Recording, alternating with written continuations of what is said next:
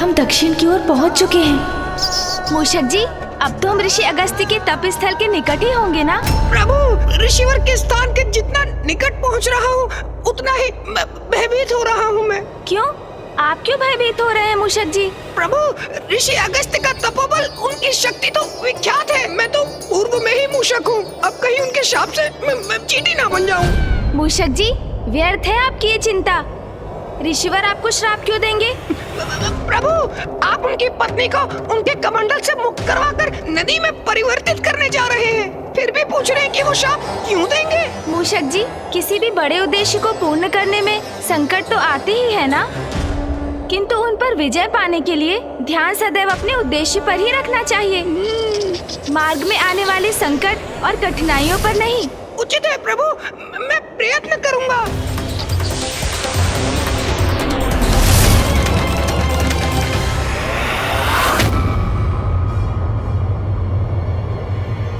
वो देखिए मूषक जी, वो रहे ऋषि अगस्त्य। प्रभु के कहने पर भी मैं भयमुक्त होकर ऋषिवर के निकट जाने का साहस ही नहीं जुटा पा रहा हूँ। मूषक जी, क्या हुआ? आपने अपनी गति धीमी क्यों कर ली? चलिए अब शीघ्र नीचे उतरिए। प्रभु, मेरा सुझाव मानिए तो आपको जो भी उपाय करना है यही ऊपर से कर लीजिए प्रभु। शीघ्रता से हमारा कार्य संपन्न भी हो जाएगा, फिर नीचे जाने की आवश्यकता ही क्या है। मूषक जी, ये क्या कह रहे हैं आप? क्या ये विचार है आपका कि मैं ऋषिवर का कमंडल उठाकर यहाँ से ओझल होकर ये कार्य संपन्न करूँगा? उत्तम, अति उत्तम योजना है प्रभु। आप ना ऋषिवर का कमंडल उठा लीजिए, अपने हाथ में लेते ही उसे पलट दीजिएगा। हो गया कार्य पूर्ण, और इस प्रकार अतिशीघ्र हमारे उद्देश्य की पूर्ति होगी, और जब तक ऋषि अगस्त्य के नेत्र खुलेंगे हम यहाँ से जा चुके होंगे प्रभु। मूषक जी, हम यहाँ चौर्य कर्म करने नहीं आए हैं। हम सर्वप्रथम ऋषि अगस्त्य को उनके तप से बाहर निकालेंगे, समझाने का प्रयास करेंगे उन्हें, और उसके लिए तो आपको सर्वप्रथम नीचे उतरना होगा। जी प्रभु। स्मरण रखिए मूषक जी, किसी अनुचित कर्म का विचार भी हमारे प्रयासों को निरर्थक कर देगा। क्षमा कीजिएगा प्रभु, मैं नीचे उतरता हूँ प्रभु।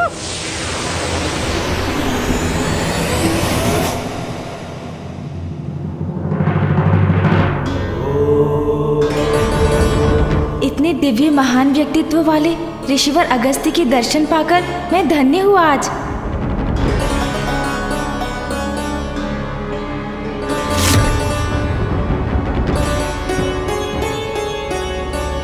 पुत्र, तुम्हें कावेरी नदी को मुक्त कराना होगा ताकि इसका जल जन जन तक पहुंच सके। ऋषिवर अगस्त्य का ध्यान मुझे भंग करना ही होगा ताकि मैं संपूर्ण वन्य जीव जंतुओं, वृक्ष आदि व मनुष्यों के प्राण रक्षित कर सकूं।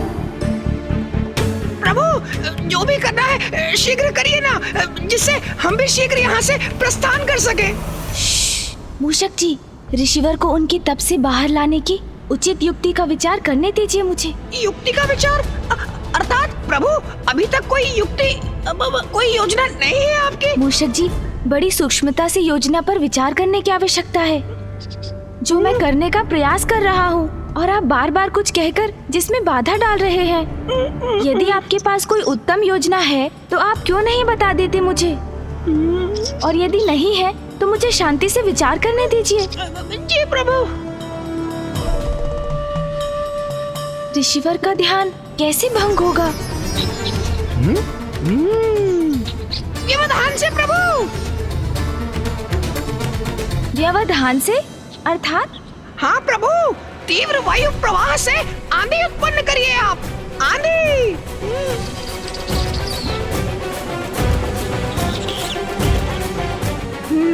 उचित है मूषक जी। जी प्रभु।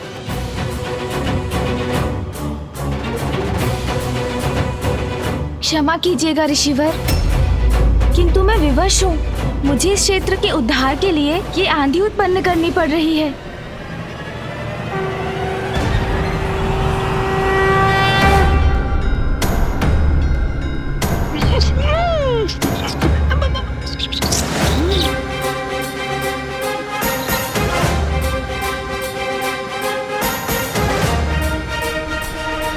प्रभु तो आंधी उत्पन्न कर रहे हैं, किंतु ऋषिवर के नेत्र खुलने पर कैसा बवंडर उत्पन्न होगा, किसे ज्ञात। छिपने में ही भलाई है।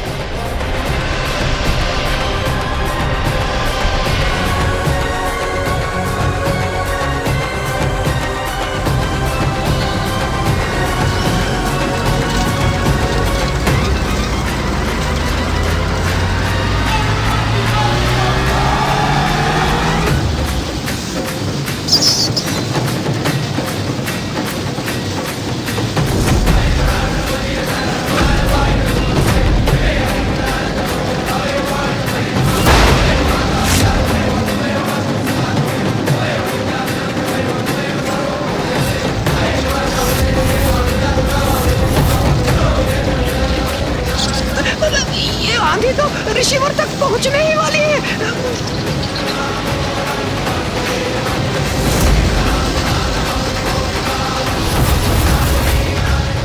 कहीं इस वायु प्रवाह की आंधी के स्पर्श से ऋषिवर के क्रोध का ज्वालामुखी न फट जाए।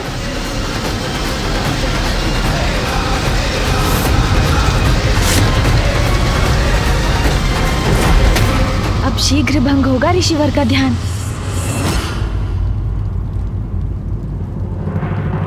विश्वास है मुझे, गणेश सर्व समर्थ है, किंतु फिर भी मैं सशंकित हूँ। कहीं उसके साथ कुछ अप्रिय न घट जाए। गणेश का यह प्रयास सफल होने से अनेकों चिंताओं का अंत होगा। ऋषि अगस्त्य का क्रोध जागृत हुआ तो एक नवीन संकट उत्पन्न होगा।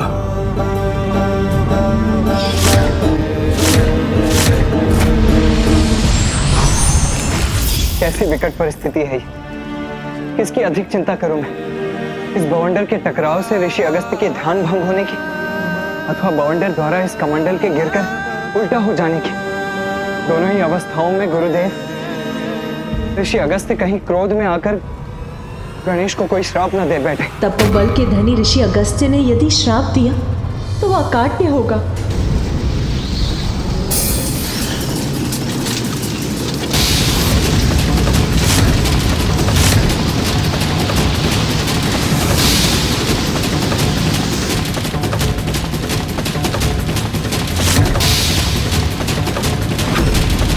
प्रतीत होता है ऋषिवर का कमंडल अब गिरने ही वाला है।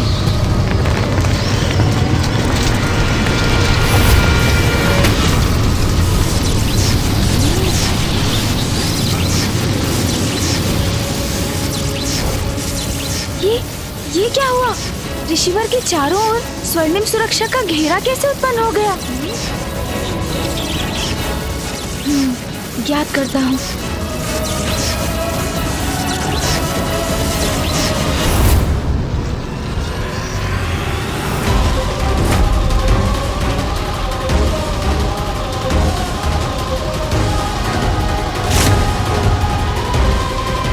ये क्या? ये बवंडर तो इसी ओर लौट रहा है। हाँ प्रभु। मूषक जी सावधान।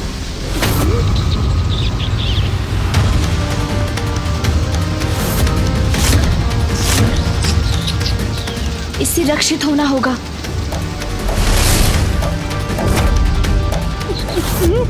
अब मैं कैसे बचूं?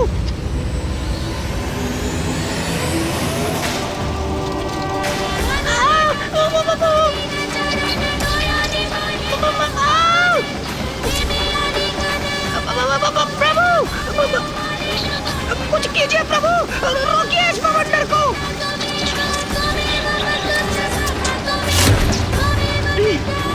इस बवंडर को आकाश की ओर धकेल देता हूँ मैं।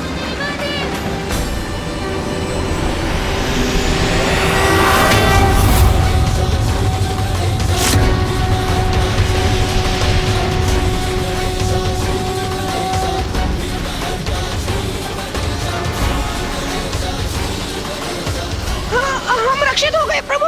मूषक जी, अब हम सुरक्षित हैं। अब ये वायु प्रवाह तो शांत हुआ, किंतु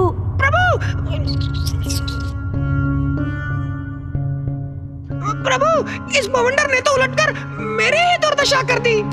हाँ मूषक जी, हमारा ये उपाय तो व्यर्थ हुआ। अब कुछ और सोचना होगा। और सोचना होगा? आप सोचिए प्रभु, मैं तो तनिक विश्राम कर लेता हूँ। इन टहनियों के प्रहार भी विद्युत के प्रहार समान प्रतीत हो रहे थे मुझे। विद्युत, सुना ना आपने प्रभु, विद्युत। हाँ हाँ, आपने अभी कहा था कि जैसे आपको लगा विद्युत प्रहार हो रहे हैं आप पर। नहीं नहीं प्रभु, मैं ये कह रहा हूँ विद्युत का प्रभाव अवश्य होगा रिसीवर पर, उससे इनका ध्यान अवश्य भंग होगा। हाँ, कदाचित ये उचित रहेगा मूषक जी।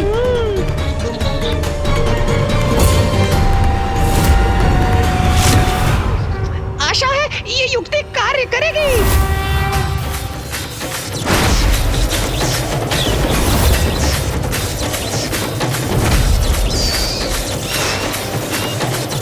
मैंने वायु का सुझाव दिया था तो विद्युत के समान प्रतीत हुआ था। अब विद्युत के सुझाव से कहीं अग्निवार न हो जाए मुझ पर। मेरा तो छिपना ही उचित है।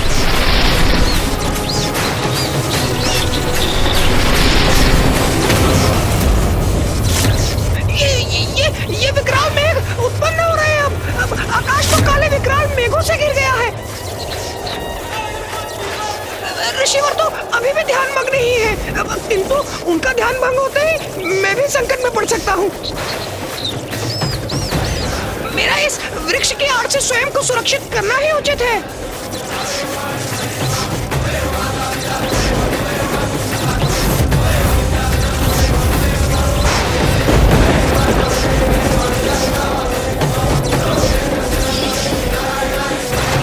प्रभु के समान मैं भी वृक्ष के ऊपर चढ़कर ही सुरक्षित हो सकूंगा।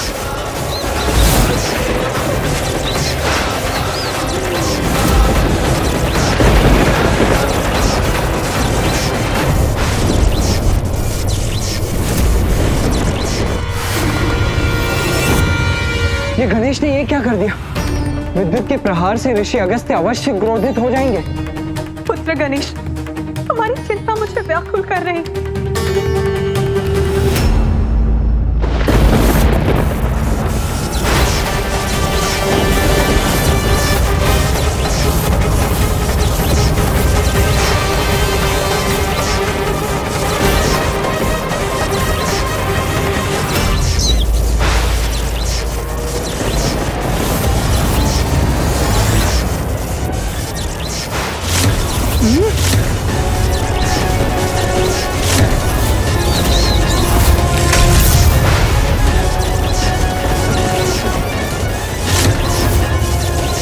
वृक्ष की ओर भी आ सकती है। मुझे इस वृक्ष से दूर हट जाना चाहिए। ये कैसे संभव है? ये विद्युत तो मेरी ओर ही आ रही है। प्रभु!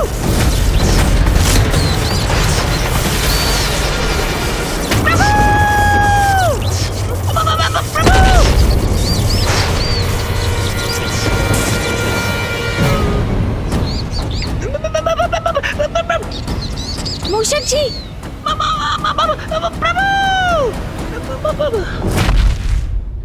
आप कुशल तो है ना मूषक जी? वृक्ष के ऊपर क्यों चढ़ गए थे आप? वृक्ष विद्युत को अपनी ओर आकर्षित करता है, ये तो आपको भी ज्ञात होगा ना मूषक जी?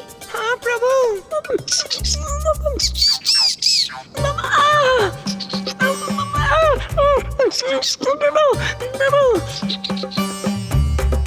मेरा मुख, मेरा सुंदर मुख, क्या हो गया इसे? देखिए प्रभु, मेरी सुंदर मुख पर कैसी कालिमा छा गई है। मेरी सुंदरता विलीन हो गई। नहीं मूषक जी, आप तो पूर्व के समान ही दिखाई दे रहे हैं। आपको तो कुछ भी नहीं हुआ।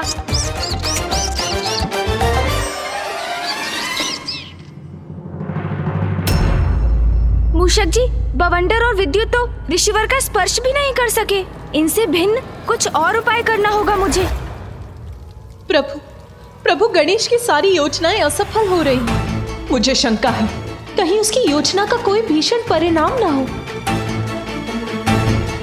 कहीं ऋषि अगस्त्य अत्यधिक क्रोधित ना हो जाए। गणेश की युक्तियां। अभी तक गणेश ने अपनी बुद्धि से उपजी युक्ति का कहां प्रयोग किया है, और वही उसकी भूल है। बुद्धि का देवता है वो, उसे अपनी बुद्धि से युक्ति लगानी होगी तभी सफल होगा वो। प्रभु, अब तो कदाचित भूकंप भी ऋषिवर को उनके तप से बाहर ला सकता है। हाँ प्रभु, मैंने विचार कर लिया है। नहीं मूषक जी, मुझे क्षमा कीजिए। मुझे ज्ञात है आप मेरी सहायता करने का प्रयास कर रहे हैं, किंतु अब नहीं। मैं आपके सुझाव लेता रहा, वो मेरी भूल थी, किंतु इस बार तो मैं अपनी बुद्धि की युक्ति पर ही चलूंगा।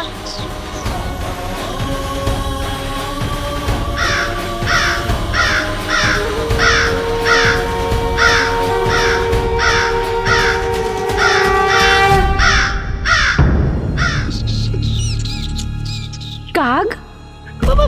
प्रभु! मूषक जी,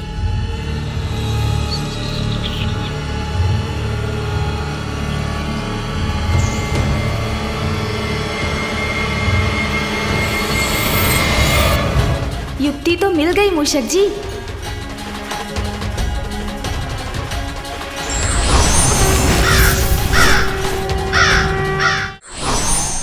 प्रभु!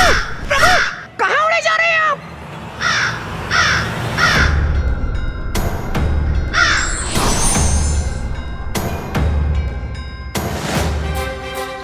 प्रभु, मुझे यहाँ अकेले छोड़ गए।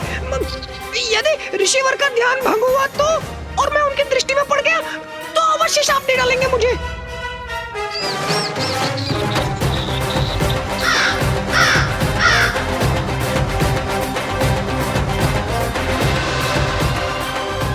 यदि मैंने ऊपर से कमंडल तक पहुंचने की चेष्टा की तो ऋषिवर का सुरक्षा घेरा अवश्य मुझे रोक देगा।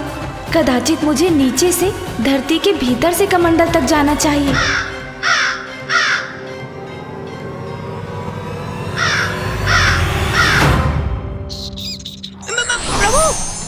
प्रभु, आप लौट आए? हाँ मूषक जी, लौट आया मैं, क्योंकि मुझे आपको एक कार्य सौंपना है। आपको यहाँ से ऋषि अगस्त्य तक धरती में सुरंग बनानी है। सुरंग का निर्माण करना है ऋषिवर तक? हाँ मूषक जी, जिससे मैं सुरंग के मार्ग से ऋषि अगस्त्य तक पहुँच सकूं। विलंब मत कीजिए आप। जैसे आपकी आज्ञा प्रभु। यदि मुझे कुछ हो जाए तो स्मरण रखिएगा कि मैंने अपने प्राण न्यौछावर कर दिए अपनी स्वामी भक्ति में। मैं हूँ ना मूषक जी, फिर क्यों चिंता कर रहे हैं आप? आपको कुछ नहीं होगा, आप शीघ्रता कीजिए, अपना कार्य आरंभ कीजिए आप। जी प्रभु।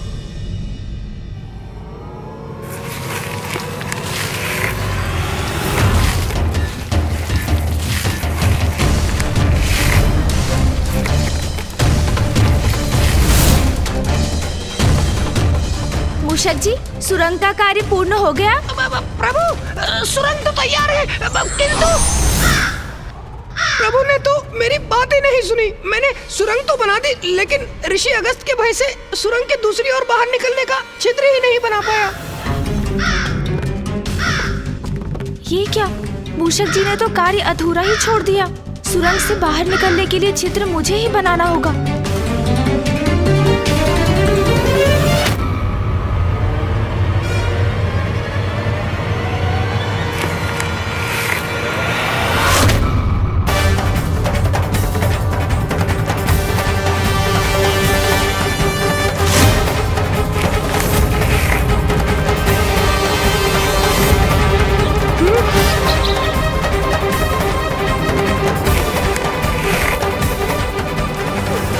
ये क्या?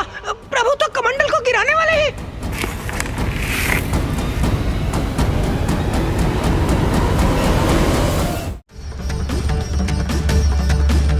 ऋषिवर के कमंडल के गिरने से कहीं अस्त का अनर्थ ना हो जाए। विलंब उचित नहीं, शीघ्रता करो गणेश।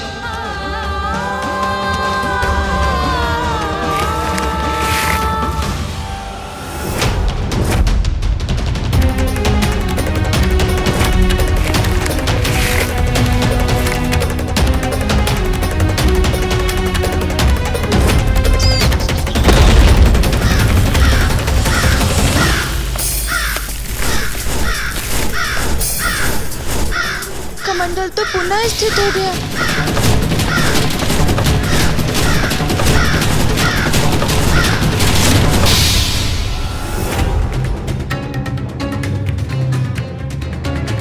हाँ गणेश, यही युक्ति उचित है।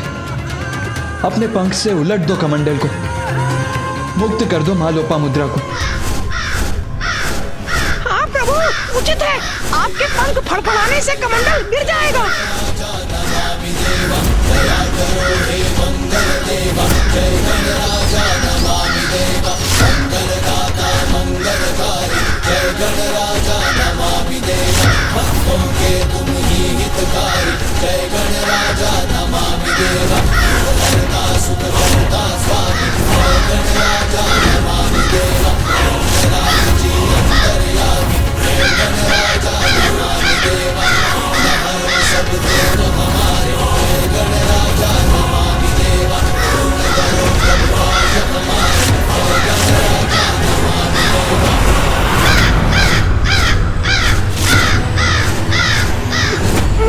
ऋषिवर का ध्यान भंग हो गया।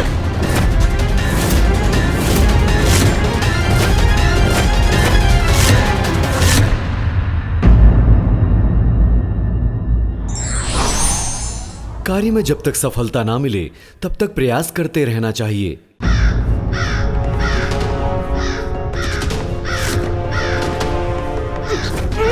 ऋषिवर का ध्यान भंग हो गया।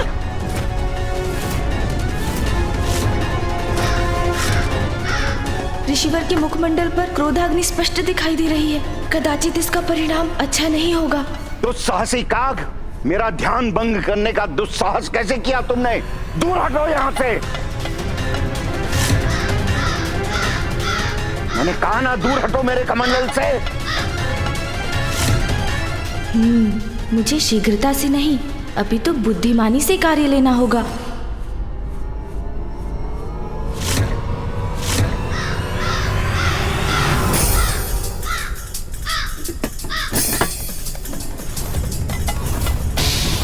इस काग का इतना दुस्साहस मेरे कमंडल का जल पीने को आतुर है।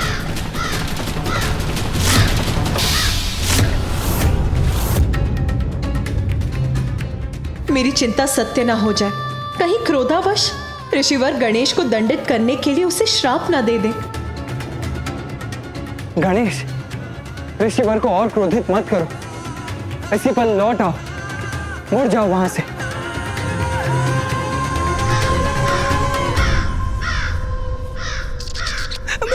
प्रभु संकट में है। नहीं नहीं, मुझे उनकी सहायता के लिए कुछ करना होगा।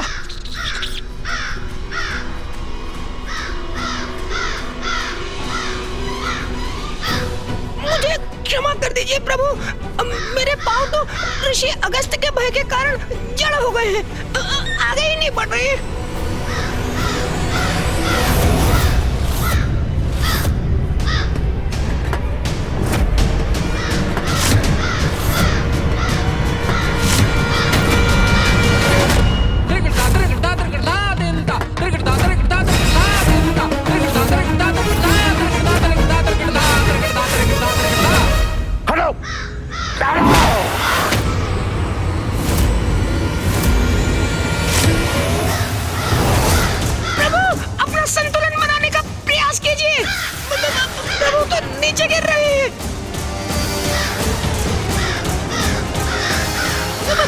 चिंता मत कीजिए प्रभु, मैं आपको संभालने का प्रयास करूंगा। प्रभु, मैं आ रहा हूँ प्रभु, मैं आ रहा हूँ। प्रभु, आप कुशल तो हैं? ऋषिवर ने तो आपको आकाश में ही भेज दिया था। हाँ मूषक जी, मैं सुरक्षित हूँ, कुशल भी हूँ। जो हुआ उसमें ऋषिवर का कोई दोष नहीं है। वो तो मात्र अपना कमंडल सुरक्षित करने के लिए अपने हाथ से मुझे दूर करने का प्रयास कर रहे थे और उनका हाथ मेरे पंख पर लग गया, जिससे मैं दूर आकाश की ओर चला गया। सुरक्षित है मेरे पुत्र गणेश। प्रभु, मेरी विनती स्वीकार कीजिए, यहाँ से लौट चलिए। महादेव, माता पार्वती, कुमार कार्तिकेय से विचार विमर्श कर प्रभु माँ लोपामुद्रा को नदी रूप में प्रवाहित करने की कोई और युक्ति सोचनी होगी हमें। किंतु अब हमारा यहाँ रुकना उचित नहीं। ऋषिवर के क्रोध से पार पाना कठिन है प्रभु। व्यर्थ चिंता कर रहे हैं सभी। गणेश अपना दायित्व निभाना भली भांति जानता है। वो इस संकट का भी हल अवश्य ढूंढ लेगा।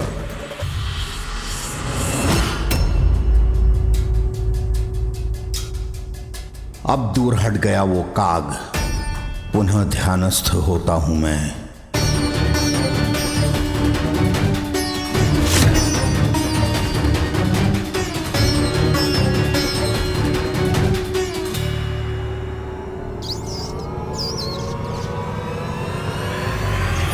नहीं मूषक जी, अपना उद्देश्य पूर्ण किए बिना हम यहाँ से कदापि नहीं लौटेंगे।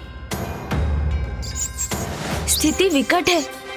ऋषि अगस्त्य का क्रोध सर्वज्ञात है, किंतु कठिनाई से भयभीत होकर हम पीछे भी नहीं हट सकते।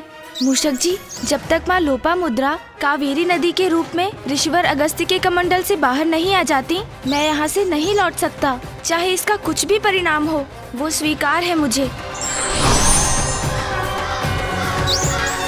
और इसलिए मैं पुनः प्रयास करने जा रहा हूँ मूषक जी।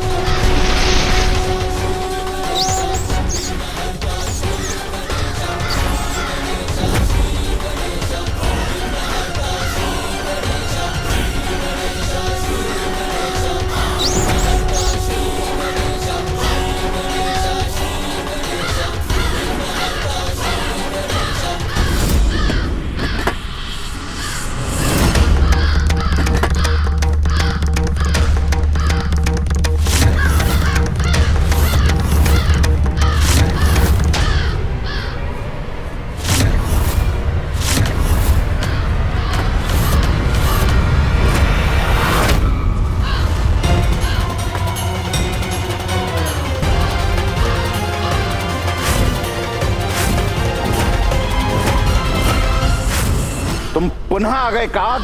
दूर हटो, दूर हटो, दूर हटो मेरे कमंडल से। तुम्हें अपनी सुरक्षा की तनिक भी चिंता नहीं। इस बार और भी भयंकर परिणाम होगा।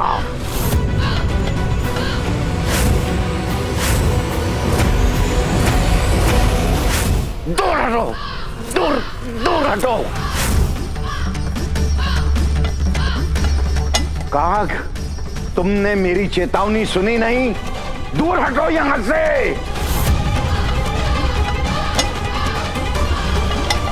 हटाओ, हटाओ। मेरे कमंडल को स्पर्श भी किया तो उसका भयंकर दुष्परिणाम भुगतोगे तुम। हटाओ यहां से, जाओ। मेरा कमंडल।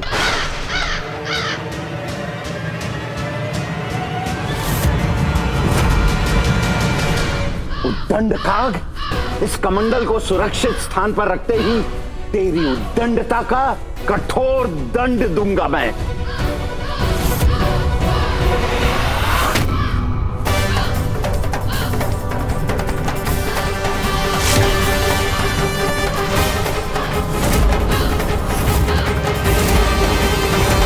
मेरे कमंडल पर स्थित होने का दुस्साहस कैसे किया तुमने? हट जाओ यहां से, हट।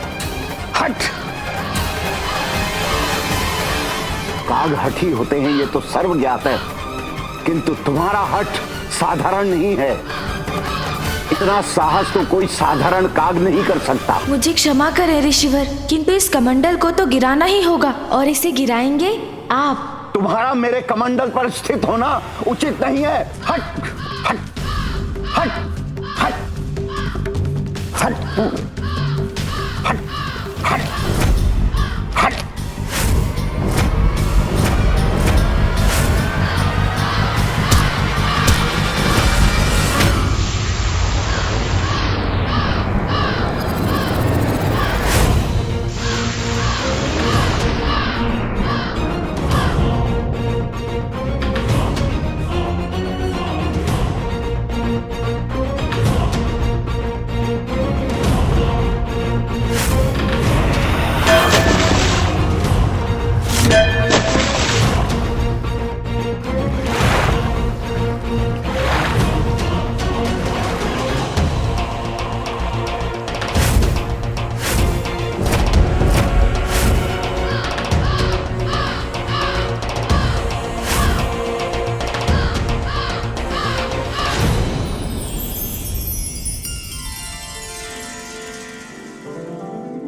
माता, आप कमंडल से बाहर आइए।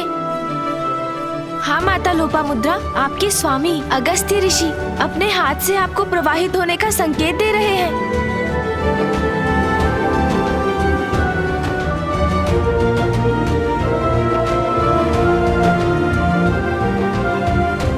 आप अपने जल को प्रवाहित कीजिए माता। प्रणाम माता लोपामुद्रा।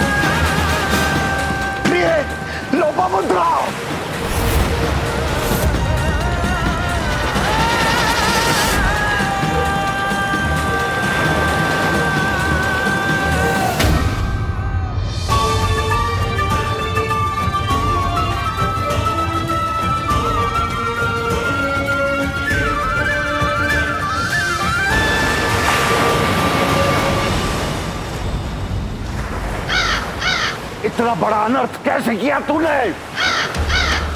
प्रभु, अब ऋषिवर के क्रोध से अपनी रक्षा कैसे करेंगे आप? दुष्ट काग, रुक, मैं तुझे श्राप देता हूँ।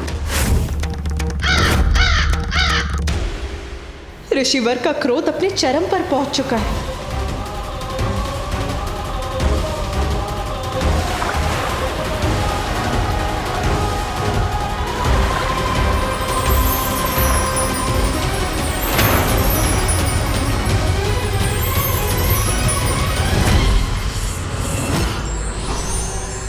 ऋषि अगस्त्य, वक्रतुंड महाकाय सूर्यकोटि समप्रभ निर्विघ्नं कुरु मे देव सर्वकार्येषु सर्वदा।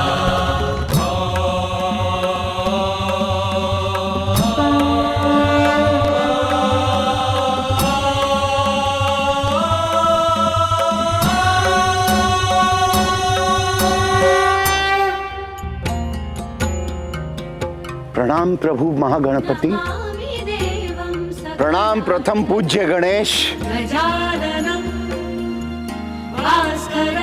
मेरी ही प्रेरणा से जग कल्याण हेतु गणेश ने आपके कमंडल में बाधित नदी को मुक्त कराकर उन्हें प्रवाहित किया। प्रभु, मोहवश कितनी बड़ी भूल कर बैठा मैं।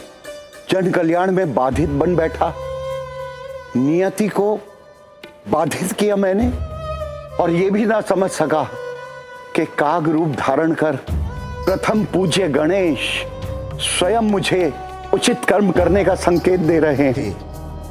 मुझे क्षमा कर दीजिए प्रभु, मुझे क्षमा कर दीजिए, क्षमा कीजिए महागणपति, क्षमा करें प्रभु। मैं बहुत लज्जित हूं प्रभु, बहुत लज्जित हूं, मुझे क्षमा कर दीजिए। एक ऋषि, एक तपस्वी होकर आसक्तिवश मैं अपने को मुक्त नहीं कर सका। सदा जन कल्याण मेरा उद्देश्य रहा, किंतु आसक्तिवश मैं ही उसमें बाधा बन गया। सबको सुख पहुंचाने वाली, धरती को जल से सींचने वाली नदी को मैंने रोक रखा।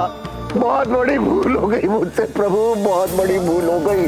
मुझे क्षमा कर दीजिए, मुझे क्षमा कर दीजिए प्रभु, मुझे क्षमा कर दीजिए, मुझे क्षमा करे परम पूज्य गणेश जी।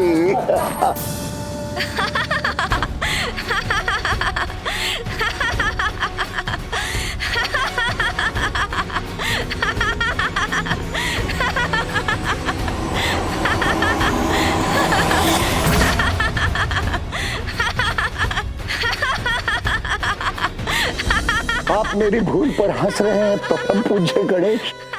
उचित है, कदाचित ऐसी भूल का यही उचित परिणाम है। ऋषिवर, आप अभी ये जो कर रहे हैं उसे देखकर मुझे उस समय का स्मरण हो आया जब मामा श्री हरिनारायण ने मेरे समक्ष उठक बैठक कर मुझे हंसाया था। इसलिए मैं ये विधान करता हूँ, आज से जो भी मेरे समक्ष ये दोनों क्रियाएं करेगा, मैं उसकी सभी धर्मोचित मनोकामनाएं यथाशीघ्र पूर्ण करूँगा।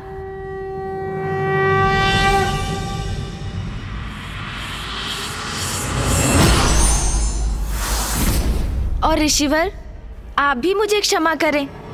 मेरा आशय आपको दुख पहुंचाने का कदापि नहीं था। भूल तो मुझसे हुई थी। मेरे द्वारा सागर जलपान से ही यहाँ सूखा पड़ा था। उसी सूखे की समाप्ति के लिए नदी प्रवाहित करना चाहता था, किंतु पत्नी प्रेम वश में उसमें स्वयं बाधा बना। ये भी भूल गया कि लोपामुद्रा का जन्म दक्षिण के अकाल को समाप्त करने के लिए ही हुआ था। किंतु अब तो भूल का सुधार भी हो चुका है। देखिए ना ऋषिवर, अब तो नदी प्रवाहित भी हो रही है।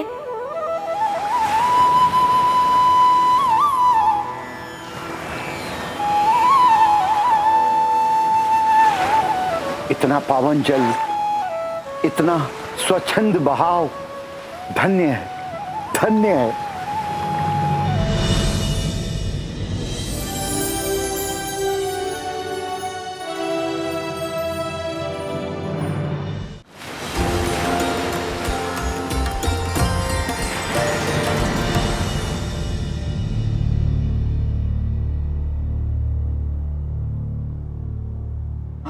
प्रभु,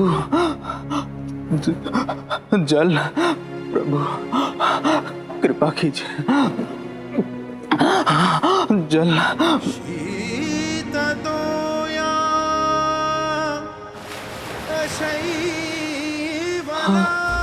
ये मेरा भ्रम है या वास्तव में जलधारा की ध्वनि?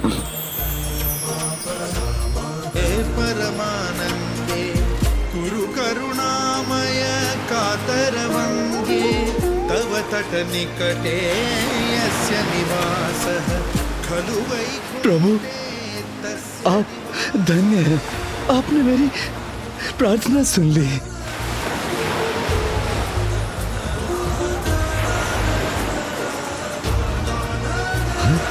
हाँ,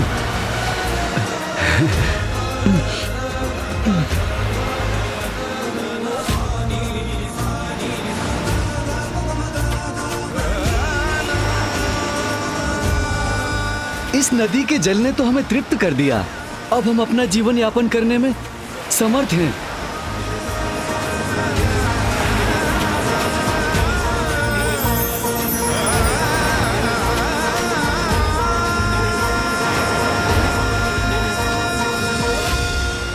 जल से परिपूर्ण हो गया हमारा जीवन। अब कोई कमी नहीं है हमारे जीवन में। इस जलधारा ने तो हमारा जीवन ही सुखमय बना दिया। जल क्रीड़ा में बहुत आनंद आ रहा है।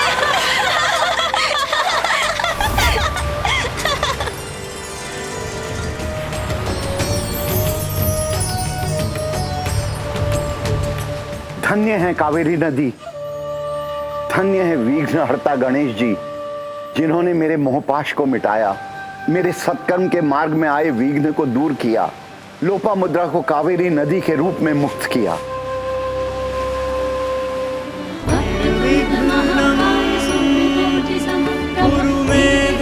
माँ लोपामुद्रा का कावेरी नदी के रूप में प्रवाहित होने से मेरा कार्य संपन्न हुआ। अब दक्षिण में कभी जल का अभाव नहीं रहेगा। देखा स्वामी, जो कोई नहीं करना चाहता था, जो कोई नहीं कर सकता था, वो हमारे पुत्र गणेश ने कर दिखाया।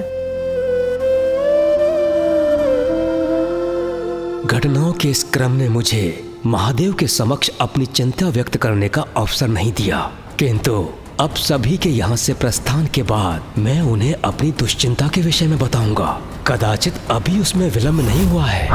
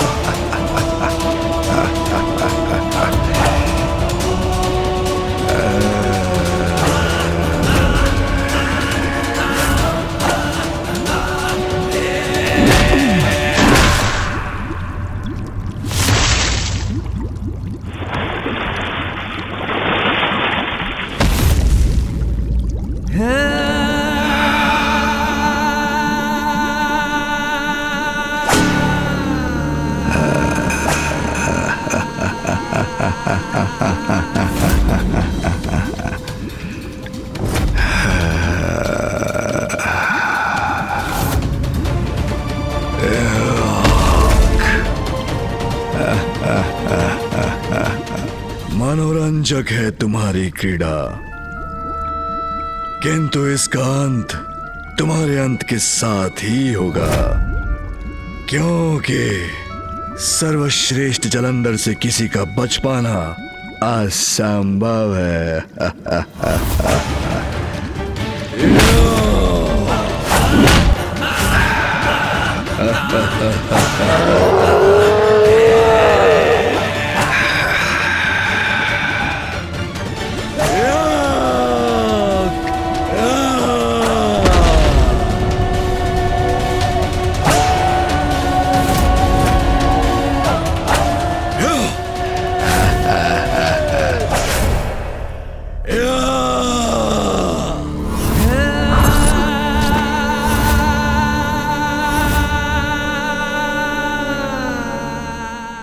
शक्ति और युक्ति का प्रयोग यदि लोक कल्याण के लिए किया जाता है तो उसकी सराहना होती है, किंतु उसका प्रयोग यदि स्वयं के स्वार्थ और किसी को आहत करने के लिए किया जाए तो स्वयं के लिए घातक हो सकता है।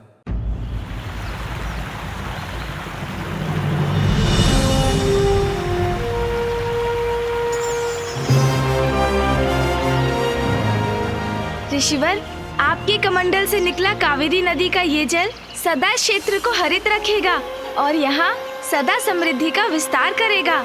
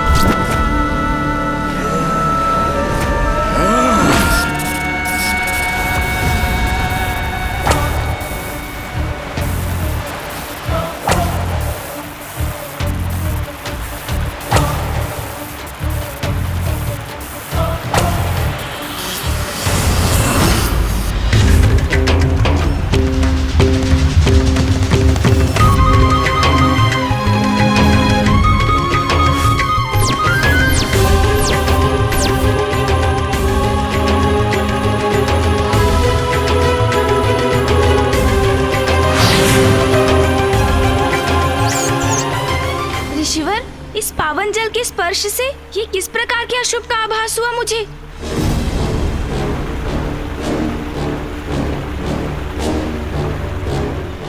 गणेश जी, ये किसी बड़े महासंकट की पूर्व सूचना है।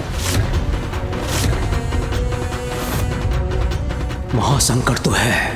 स्वयं जगत पिता महादेव की क्रोधाग्नि ही जगत के लिए संकट उत्पन्न करने वाली है।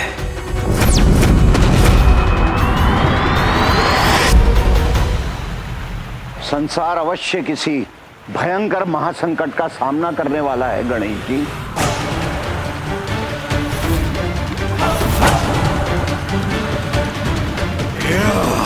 कैसा महासंकट ऋषिवर? कृपया मुझे बताइए ऋषिवर, कौन और क्या है इस भावी संकट का कारण?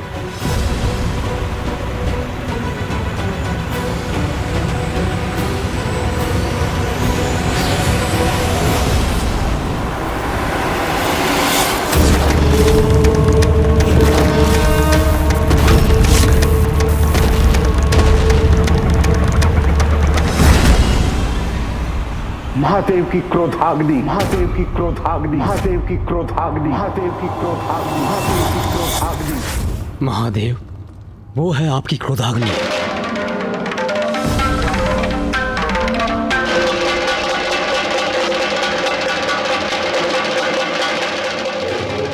मेरी क्रोधाग्नि? क्या उसका कोई दुष्परिणाम होने वाला है? ब्रह्मदेव, महादेव की क्रोधाग्नि तो दुष्टों का संहार करती, तो उससे इतने चिंतित क्यों हैं आप? पिताजी की क्रोधाग्नि भला संसार का अहित कैसे कर सकती है? प्रत्येक क्रिया की कोई प्रतिक्रिया अवश्य होती है। महादेव की क्रोधाग्नि उत्पन्न हुई है तो उसका कोई ना कोई परिणाम तो अवश्य होगा। महादेव का क्रोध तो मेरी श्रेष्ठता के अहंकार के कारण हुआ था। एक अघोरी के लिए देवराज अपना मार्ग परिवर्तन कर ले, ये उचित नहीं है। देवराज जब अपने मार्ग पर अग्रसर होता है तो अन्य को अपने मार्ग से हटना पड़ता है।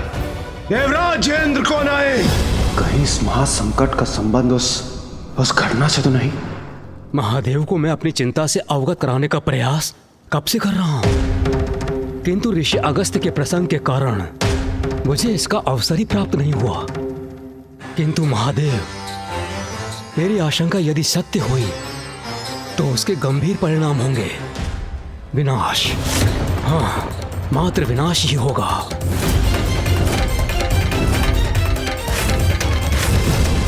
ब्रह्मदेव, आप स्पष्ट कहिए, आपकी आशंका का कारण क्या है? आपकी क्रोधाग्नि महादेव, जिसका विस्फोट सागर में तो हुआ था, किंतु कदाचित आपकी क्रोधाग्नि अभी भी शांत नहीं हुई है। जल और अग्नि का संयोग तो प्रकृति के विरुद्ध है। इसीलिए मुझे शंका है महादेव कि आपकी क्रोधाग्नि के सागर में विध्वंस से किसी ऐसे अपराकृतिक अति शक्तिशाली अस्तित्व का जन्म हुआ है जो महासंकट बनकर हम सभी पर छा जाएगा। ऐसा क्या महासंकट हो सकता है जिसे त्रिदेव भी नहीं मिटा सकते? पिताजी की क्रोधाग्नि से यदि कुछ उत्पन्न हुआ है तो वो अवश्य सर्वनाशी ही होगा।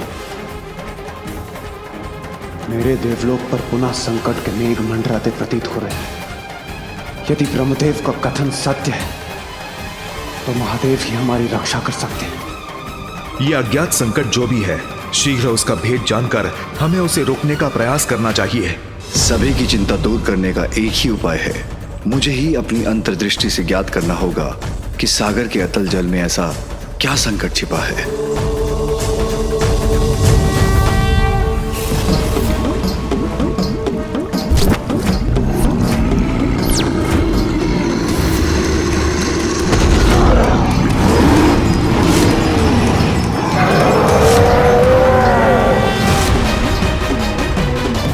महासंकट तो अवश्य उत्पन्न हो गया है। ब्रह्मदेव का चिंतित होना उचित है।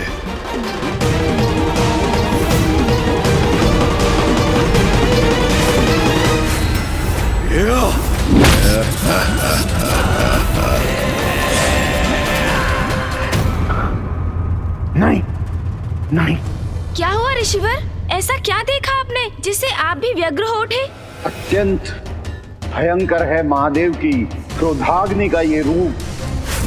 सागर के जल में जन्मा है। सर्वश्रेष्ठ जलंधर हूं मैं। जलंधर, जलंधर, जलंधर।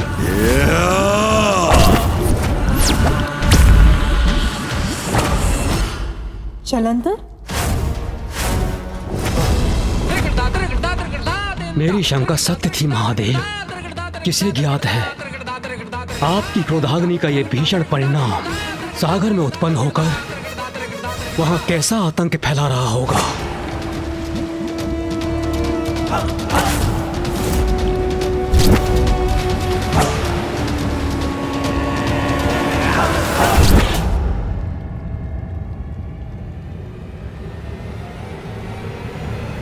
महादेव की क्रोधाग्नि के समक्ष तो कोई नहीं टिक सकता। तो फिर ये जलंधर कौन है जो इससे भी रक्षित रहकर जीवित रहा? आनंद आएगा मुझे भक्षक मीन का भक्षण करने में।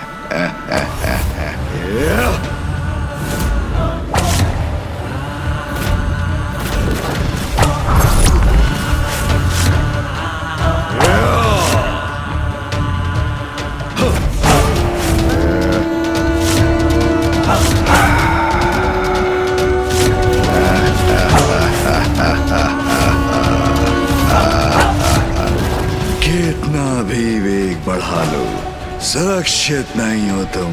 मैं सर्वश्रेष्ठ जलंधर पराजय स्वीकार नहीं करता।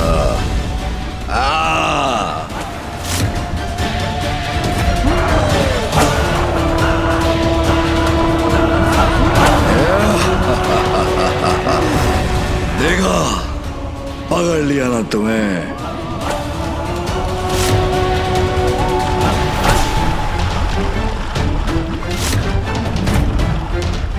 मैं सर्वश्रेष्ठ जलंधर, मुझसे कोई बच नहीं सकता। चलो मेरे संकेत पर।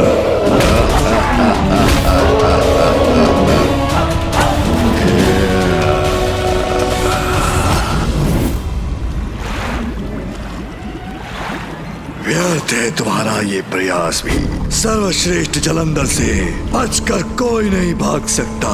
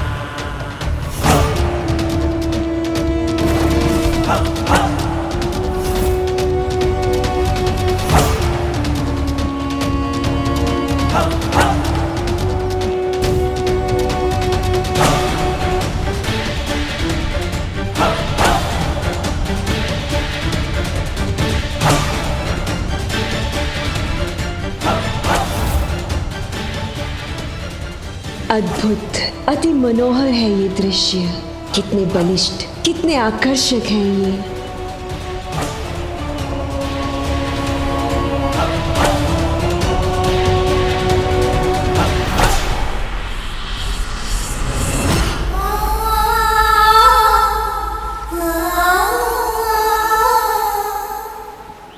व्यर्थ आकर्षण का समय नहीं है मेरे पास। उन्होंने मुझे उचित प्रकार से देखा तक नहीं।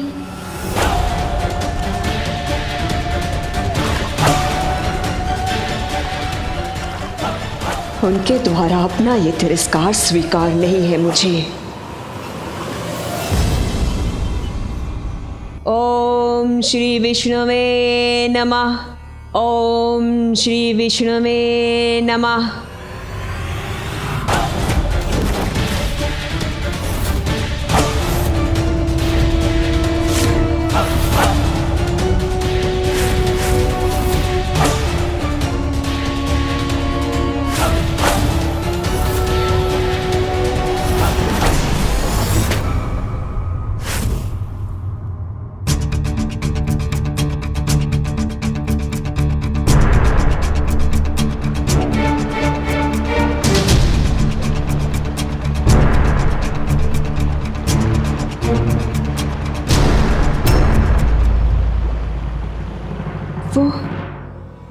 वो मुझे देखकर मुस्कुराए क्यों नहीं?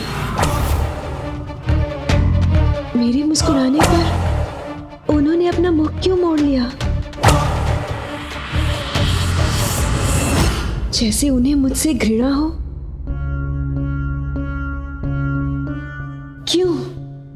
क्यों हुआ ऐसा मेरे साथ? क्या इसलिए क्योंकि मैं एक साधारण सी विष्णु भक्त हूं?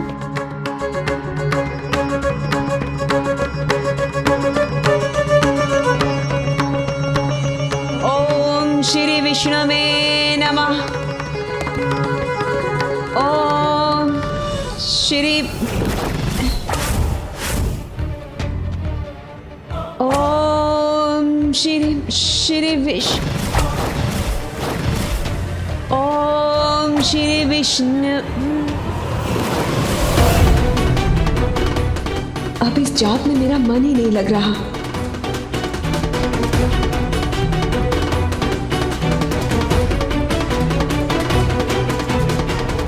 व्यर्थ है ये तप, ये जाप जो मैं सदा से करती आई हूं, जिसे मैंने अपने पति रूप में चुना, उसे अपनी ओर आकर्षित भी ना कर सकी मैं, तो क्या लाभ है ऐसी विष्णु भक्ति का? नारायण, आप ना तो मेरी सहायता करना चाहते हैं और कदाचित ना ही कर सकते हैं। फिर क्यों मैं व्यर्थ में ये प्रार्थना कर रही हूं? अगर मुझे स्वयं ही सब कुछ करना है तो मेरा मार्ग ही उचित है। अब से मैं भक्ति के मार्ग को त्याग कर वही मार्ग अपनाऊंगी जिससे वो आकर्षित होकर मेरी ओर चले आएंगे।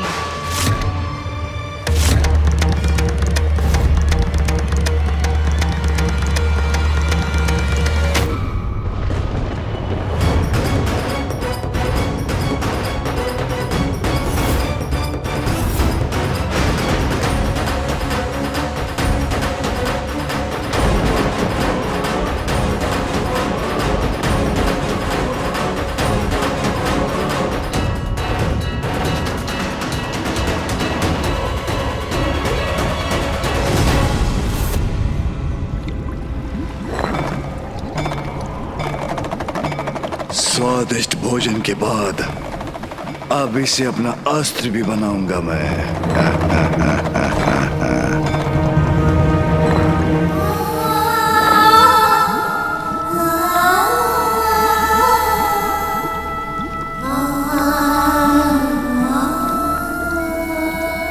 किसका मधुर आलाप है ये जो मुझे अपनी ओर आकर्षित करने का प्रयास कर रहा है?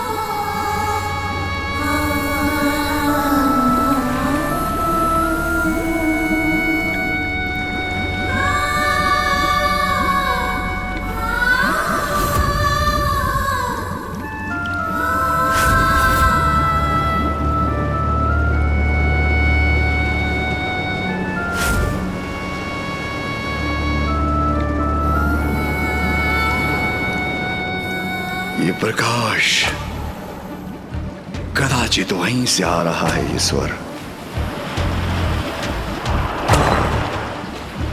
अभी ऊपर जाकर देखता हूं।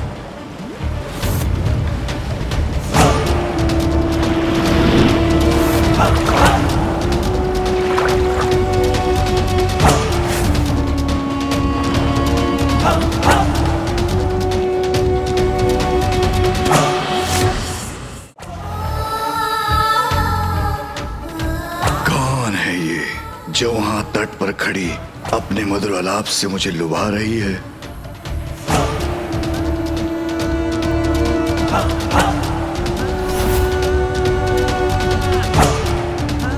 कदाचित सर्वश्रेष्ठ जलंधर का इससे भी भेंट करने का समय आ गया है।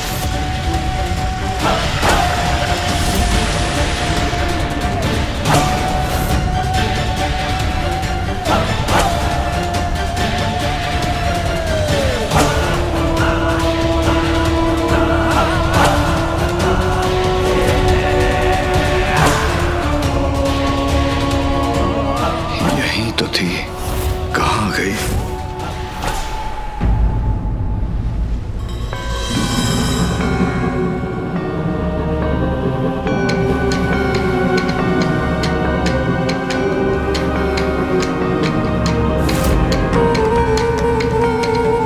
ये पांव के चिन्ह तो उसी के हैं, तो यहीं होगी।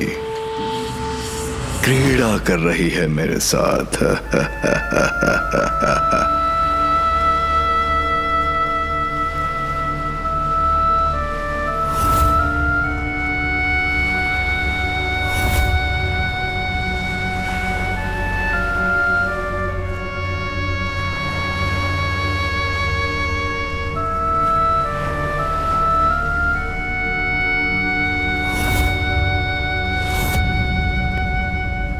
अच्छा, तो वहां है।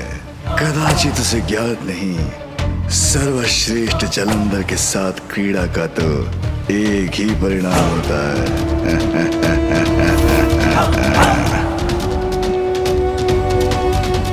अरे, अब कहां चली गई?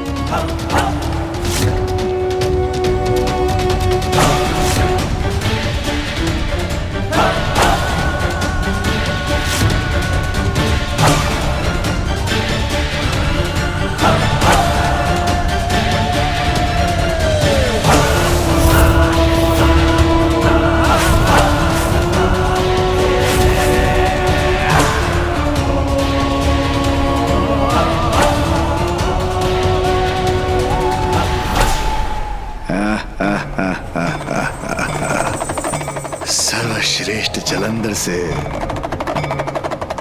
लुका छिपी अभी इस लुका छिपी की क्रीड़ा का अंत करता हूं।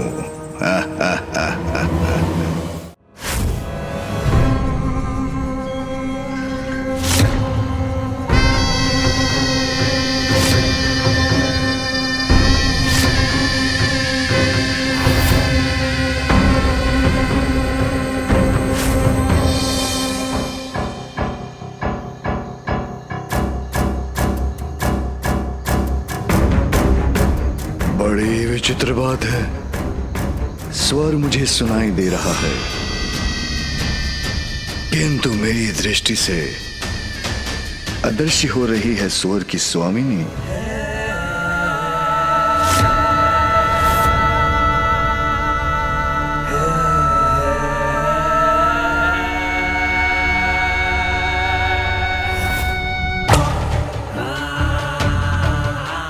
चाहे कुछ भी हो, उस तक तो पहुंच कर ही रहूंगा मैं।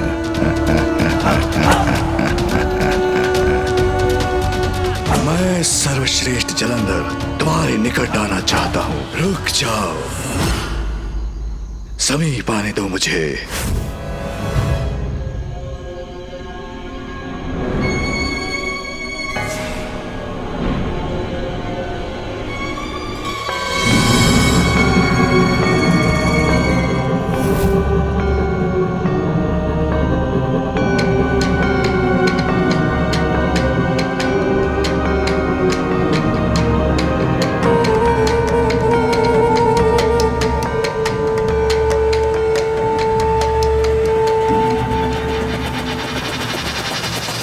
कौन हो तुम?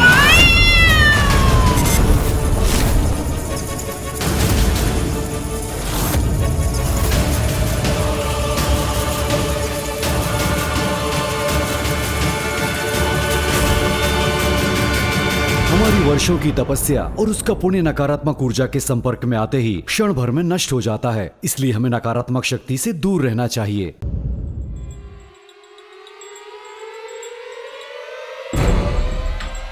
इतना क्यों सताया मुझे? कब से तुम्हारी प्रतीक्षा कर रही हूं मैं। कौन है ये मायाविनी? मेरी प्रतीक्षा क्यों कर रही थी ये?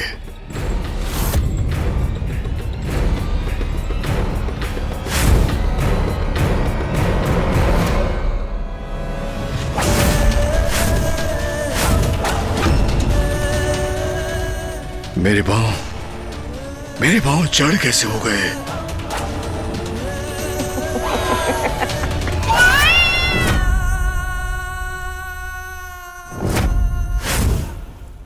ये कैसा मकड़ जाल है?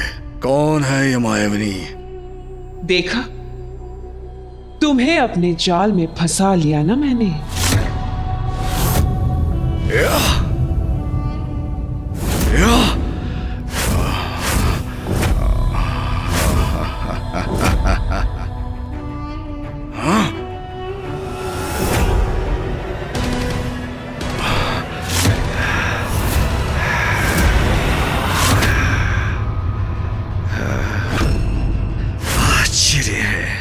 अपनी संपूर्ण शक्ति लगाकर भी इससे मुक्त नहीं हो पा रहा हूं मैं। कौन हो तुम? क्या चाहती हो मुझसे? इस प्रश्न का विचार तो तुम्हें मेरा पीछा करने से पूर्व करना चाहिए था।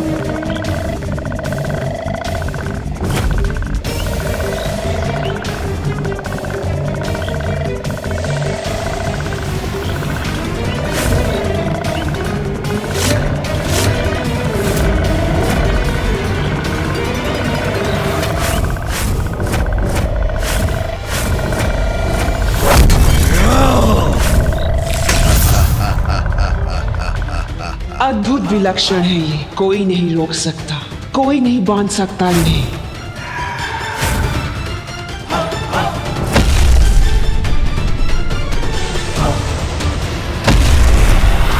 सर्वश्रेष्ठ जलंधर हूं मैं। मेरा बल ही मेरा परिचय है। मेरे साथ क्रीड़ा, इसका परिणाम भयंकर ही होगा। भयंकर परिणाम? उसमें तो मुझे अपार आनंद आएगा।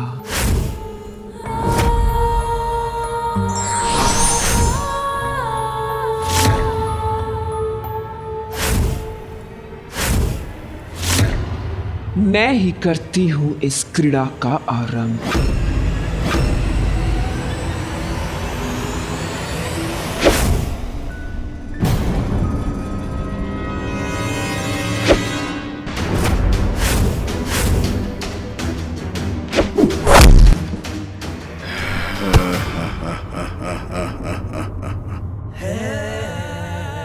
इस क्रीड़ा का अंत मैं करूंगा।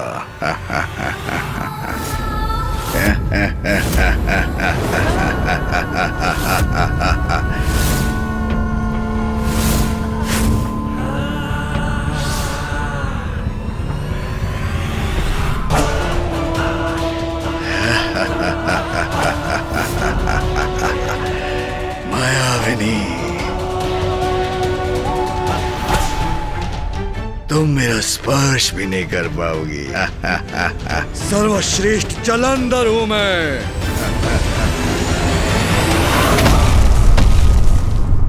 सर्वश्रेष्ठ जलंधर को अपनी माया से बांधने चली थी तुम। हाँ? रुक जाओ, अभी इस क्रीड़ा का अंत नहीं हुआ है। तुम मेरे मोहपाश से बचकर कहीं नहीं जा सकते, सर्वश्रेष्ठ जलंधर। रुक जाओ जलंधर, मैं तुम्हें जाने नहीं दूंगी।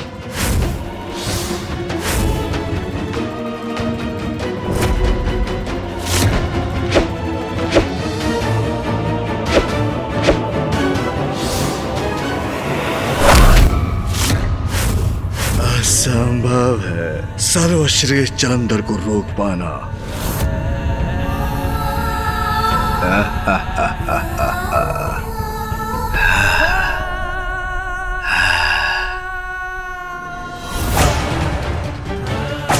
ऐसा क्यों प्रतीत हो रहा है मुझे, जैसे मैं इस राक्षसी से परिचित हूं।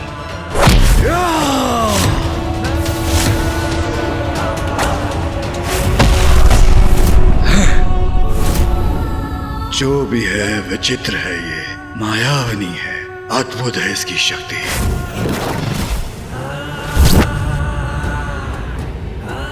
मुझे वश में करना चाहती हो ना तुम, तो आओ प्रयत्न करके देख लो।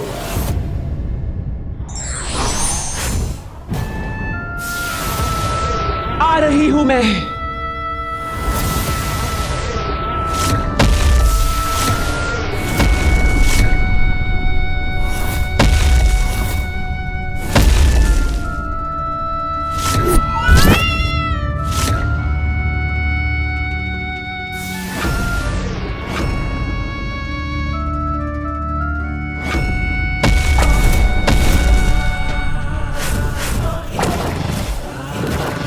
क्या हुआ, नहीं पकड़ पा रही हो ना मुझे?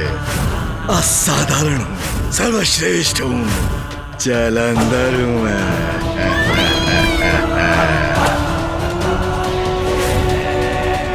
इसकी कलाई की कंगन की चमक मुझे कुछ स्मरण करा रही है।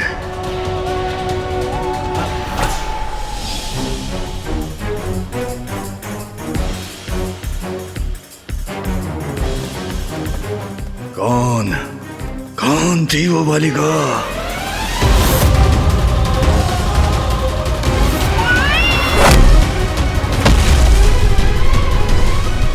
क्या हुआ, मुझसे अपनी रक्षा नहीं कर सके ना तुम?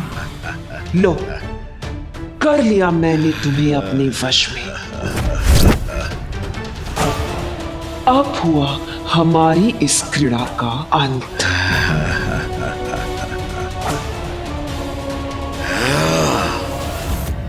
रुको।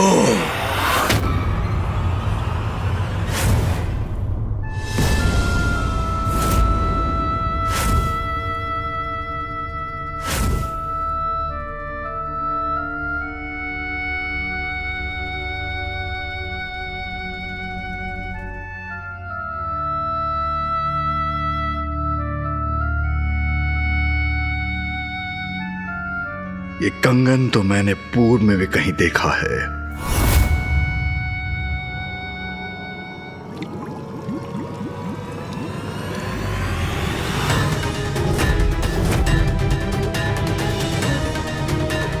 ये कंगन तो उस युवती का है जिसने मेरी रक्षा की थी।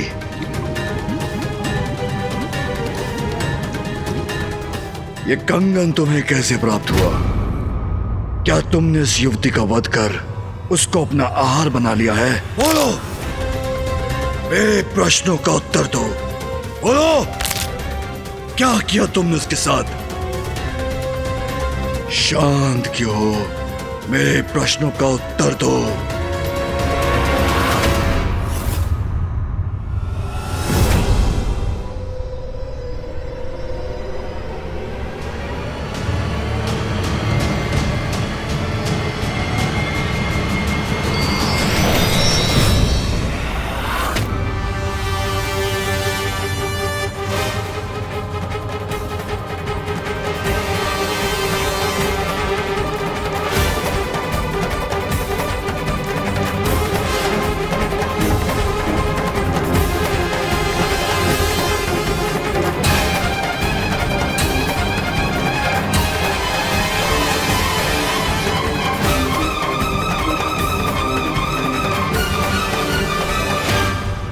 जिस युवती को लेकर तुम इतने प्रश्न कर रहे हो, वो युवती मैं ही हूं। आश्चर्य, यही है वो युवती। अद्भुत है इसका सौंदर्य।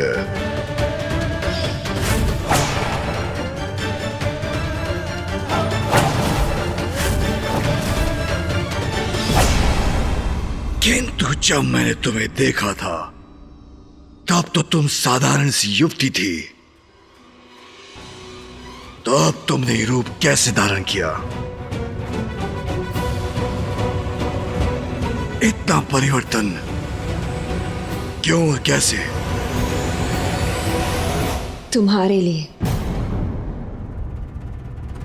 ये सब मैंने सिर्फ तुम्हारे लिए किया है जलंधर। मेरे लिए? अर्थात? अपनी बाल्यावस्था से ही मैं सदा विष्णुदेव की भक्ति में लीन रहती थी। फिर एक दिवस मेरी दृष्टि तुम पर पड़ी और उस दिवस से मैं नारायण की भक्ति को छोड़कर तुम्हारी भक्त हो गई।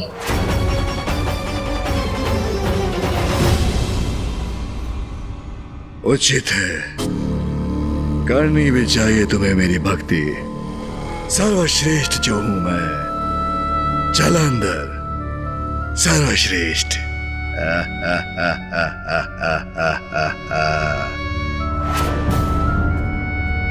किंतु तुम्हारे पास तो मेरे लिए समय ही नहीं था।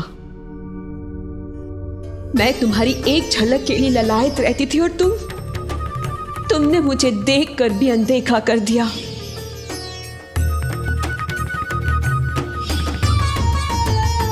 कदाचित उस रूप में मैं तुम्हारे योग्य ना थी, इसीलिए उस दिवस मैंने निर्णय लिया कि यदि तुम्हें पाना मेरे जीवन का ध्येय है तो मुझे तुम्हारे योग्य, तुम्हारी जैसा बनना होगा। इसीलिए मैंने नारायण की भक्ति का त्याग किया और ये रूप धारण किया।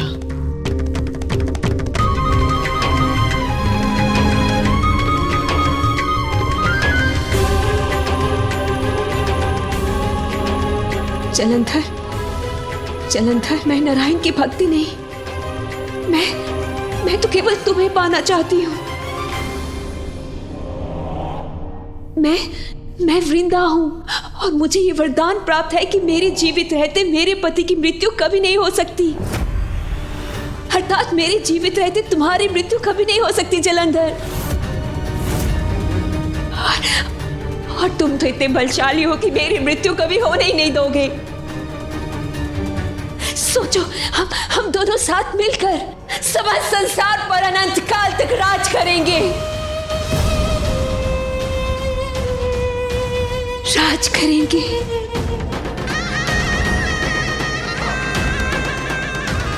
उचित है।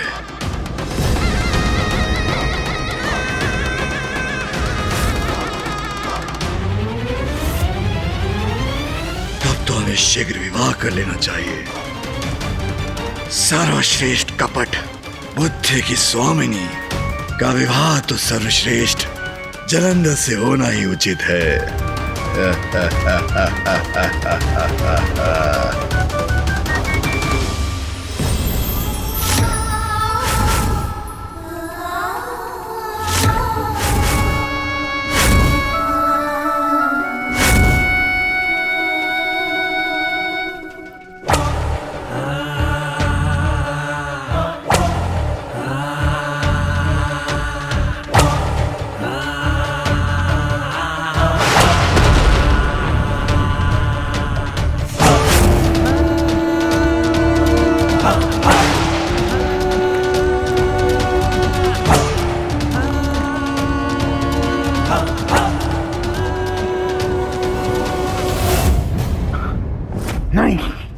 नहीं। क्या हुआ ऋषिवर?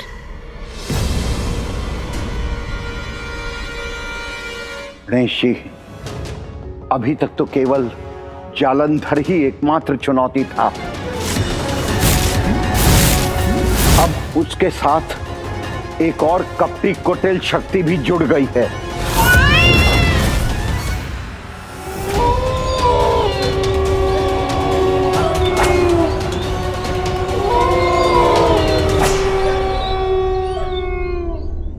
भेड़िए भी हमारे विवाह से आनंदित हैं, उसका उत्सव मना रहे हैं।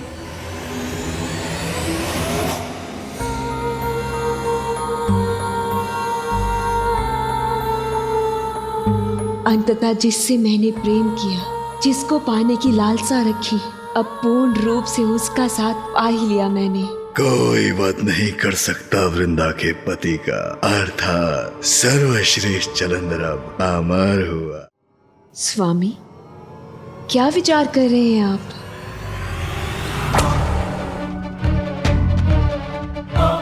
जब मैं सागर के भीतर था तभी मुझे आभास हो गया था कि महानता की चरम शिखर पर पहुंचना मेरी नियति है। किंतु इसके लिए मुझे क्या करना है यह मुझे ज्ञात नहीं। स्वामी, मुझे भी इस बात का आभास हुआ था कि आप ही इस संसार के अधिपति बनने के योग्य हैं। पाताल लोक, देवलोक, सब पर आपका अधिकार ही आपकी नियति है। लेकिन स्वामी, उसके लिए हमें शुक्राचार्य के पास जाना होगा।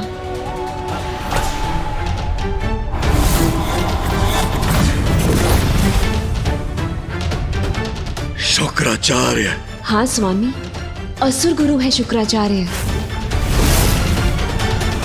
वही हमें संसार पर विजय प्राप्ति का मार्ग सुझाएंगे। गुरु शुक्राचार्य के मार्गदर्शन में स्वामी अवश्य सर्वोच्च पद पर स्थापित होंगे। सर्वश्रेष्ठ जलंधर अब महानतम जलंधर भी होगा। गणेश जी, मैं आपकी क्या सहायता कर सकता हूँ? ऋषिवर, आपने मुझे इस संकट से अवगत कराया, यही पर्याप्त सहायता है मेरे लिए। अब मुझे यथाशीघ्र कैलाश लौटकर पिताश्री के साथ इस पर विचार विमर्श करना चाहिए। उचित है गणेश जी, महादेव ही इस भयंकर संकट का हल सुलझा सकते हैं। आप शीघ्र प्रस्थान कीजिए। मैं यही लोपामुद्रा का स्मरण करते हुए ध्यान मग्न होता हूं।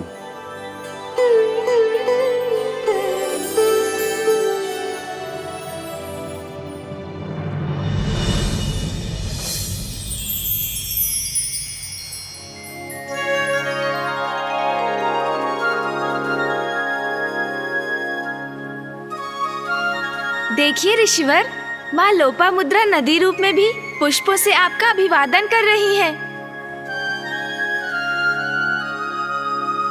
गणेश जी, लोपामुद्रा का त्याग तो अद्भुत था। मेरे लिए उसने राजभवन के सारे सुख त्याग दिए और आज इस रूप में भी मेरे प्रति समर्पित है।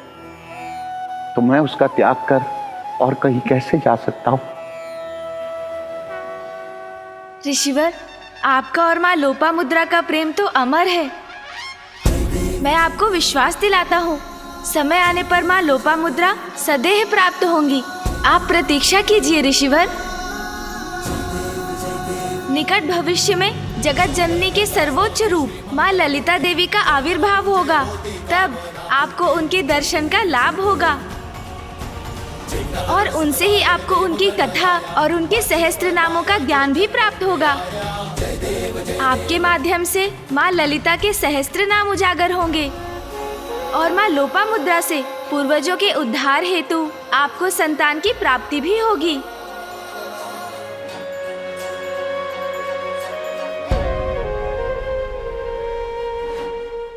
धन्यवाद गणेश जी, आपके आशीर्वाद से मैं कृतार्थ हो गया।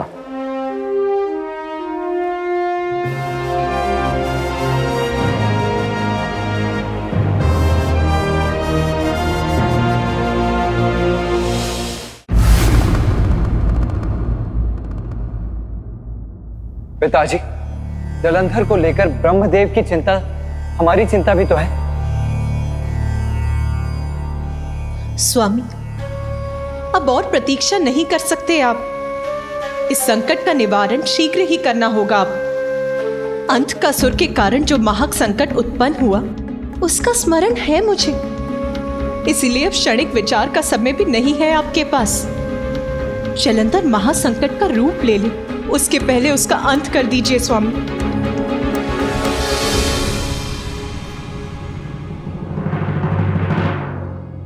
मेरी क्रोधाग्नि से अवश्य उत्पन्न हुआ है जलंधर।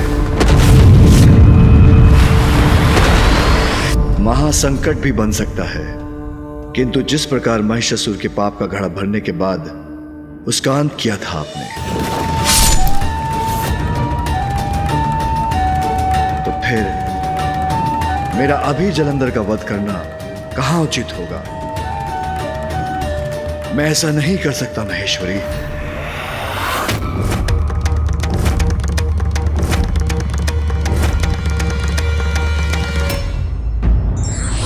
दंड देने से पूर्व भगवान सभी को समान रूप से अवसर देते हैं। ये व्यक्ति पर निर्भर करता है कि वो धर्म का मार्ग चुनता है या अधर्म का।